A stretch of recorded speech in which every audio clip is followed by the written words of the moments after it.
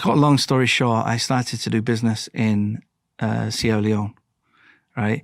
And then this was, my friends, they used to do sihr, but they never used to call it sihr or magic. They actually thought that this was a part of Islam.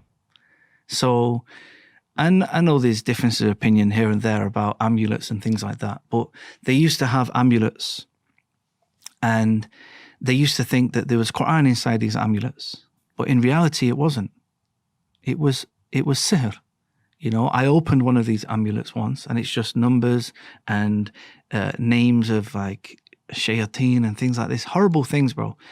And they used to believe that these things protect them from the police. Right? From the police, right? Because they used to do certain things. And they actually gave me one of these things to protect myself from the police, right? And a'udhu billah, I carried it for maybe 2 years, bro, in my pocket. I carried this amulet. That was like a wallet or something, or a phone to you? Yeah, bro, it was constantly in my pocket. It was like a small amulet. At the time, I didn't know what was inside. Right? But these Africans just said, look, this is going to protect you from this, that, and the other. And I'm like, I didn't believe in anything, right? I'm like, okay, just put it in my pocket. But bro, you know Shaitan? He does things to make you believe that that's protecting you. So I remember one time I got pulled in Sierra Leone. The policeman pulled me, right? And he pulled out all the things in my pocket and he pulled this thing out and he went like this. Right? And it's like the thing burnt him, bro. And he said, no, take your things. And he gave me all my things back. And then I went.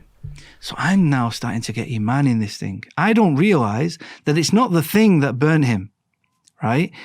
Shaitan wants me to have iman that this thing is protecting me from police. Yeah. So Shaitan came and maybe touched him or pinched him or flicked him or hit him or whispered to him. I don't know.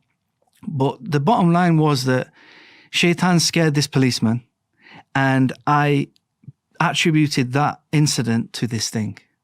Do you understand? Yeah. And this happened about 3 or 4 times, bro. Like another policeman once, he pulled me and the same thing happened, bro. The same thing. He's like, Yeah. So anyone who doesn't have knowledge starts to have iman in these amulets, thinking that, I'm getting power now. You know, I can just buy one of these amulets. I can do what I want. I can go and steal. I can do any crime I want. I can sell drugs, whatever it is. Because they're starting to have iman. They're starting to do shirk.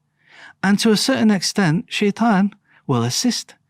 And Allah, of course, you have to understand that this is all with the permission of Allah. Nothing can happen without the permission of Allah. Yeah. But Allah sometimes allows evil things to happen because there's wisdoms. You are literally misguiding yourself. Does that make sense? So, bro, I've seen this many, many times, right? There's many stories. I don't like to go too much into it because the point's been made. But this is how, subhanAllah, it was the beginning of kind of starting to have iman and belief in these false things. Another time I went to the northern parts of Sierra Leone in the jungle. It's called Kabbalah, right? And it's known as a city for sihr. And it's very evil, bro. There's literally magicians sat in the jungle and there's people queuing to see these magicians. Now, of course, they don't call them the magicians. They call them the sheikh. And they look like Muslims. They have beards. They dress like Muslims. They have the Quran. They have, beads. They have the hat.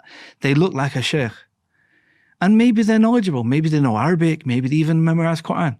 But somewhere along the line, they've learned about sihr and they're dealing with the jinn. And I've seen this, bro. I've seen them, they would say that they're speaking to this jinn, they're speaking to that jinn, this is going to happen, that's going to happen. And people will come with different problems and try to get the magician to deal with that issue. So if you have a court case, or if you have an exam, or if you have any issue in your life, maybe you're having an issue with you can't have children, or maybe you want to marry somebody. Any of these issues, these so-called magicians can fix it for you. But it's haram, bro, and it's shirk. And it's just fooling people. But people don't realize that when they get involved in these things, it takes you outside of Islam, bro. Does that make sense? So this was kind of a very important point to me. And then when I came back from Sierra Leone to England, I spoke to my Libyan friend and I said, look, you Muslims, you've got power. You know, I seen this happen. This Muslim gave me this thing and the policeman ran away and this other Muslim did this. And my friend said, no, this is haram. This is shirk. What are you doing? And I'm like, well, I'm not a Muslim. He said, no, we believe it's true. We believe these things can happen, but it's haram in Islam. So I was like, what do you mean? So he sat me down and he showed me a video by Dr. Bilal Phillips. So that same night when I watched this lecture by Dr. Bilal Phillips, my friend gave me a copy of The Fortress of a Muslim. You know, the small book of du'as. Some of them are ayah from the Quran and some of them are hadith. Yes. Now we know that both are wahi, right?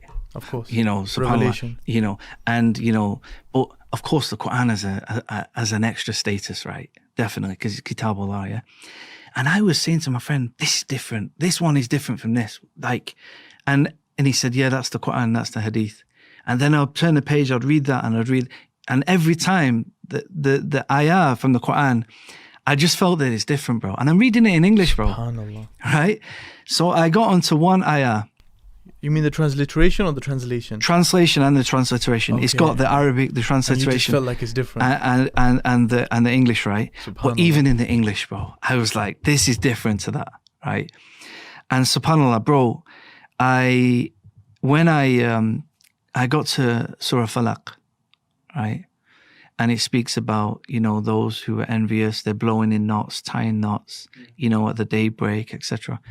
I started crying, bro, because I'd witnessed this in Sierra Leone. I had seen them rolling, literally, these taweez things with sihr in. They were naked, bro, literally sat in the river, rolling this sihr. Literally, sometimes they would do it at, like, what I now know to be sunset time, and sometimes they do it at sunrise, bro. And they're making the sihr and they're blowing, bro. SubhanAllah, I seen it, bro.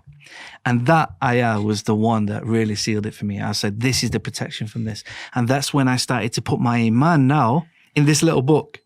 So I moved it from the Taweez thing and I started to now, this little book went everywhere with me, bro. I was just reading the du'as, all the du'as, everything, you know, and that became the protection.